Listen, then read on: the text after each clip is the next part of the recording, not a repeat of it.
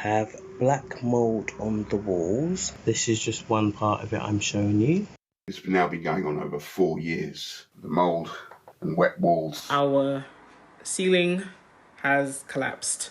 These are the tenants who've contacted ITV News in their thousands with images of squalid homes riddled with mould and damp. Now, in a damning report, England's Housing Ombudsman says landlords have failed to act, not taking complaints seriously and wrongly shifted the blame onto tenants. Yes, I have been shocked. And that's why I think we're being really clear here that there needs to be a zero-tolerance approach, there needs to be a change in culture, there needs to be a change in behaviours. So it's things like empathy, and treating people with respect. You shouldn't have to tell landlords to care and respect their tenants, should you? No, you're right.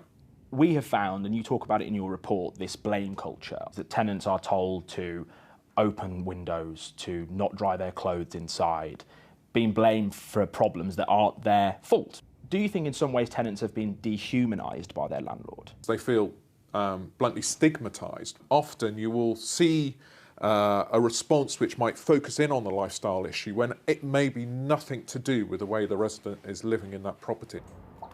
The inquiry began in April, after our investigation found families in squalid conditions in Croydon and across England, their complaints ignored for years.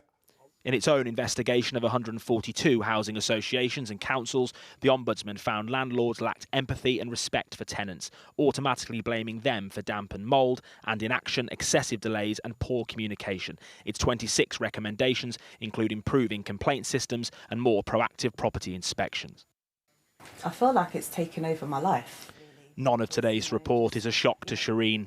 For years, mould and damp have dominated her two-bedroom flat in Lewisham, scarring the ceiling as her one-year-old son sleeps below, spreading across the bathroom and the living room where black sacks protect the children's toys from ever-growing spores.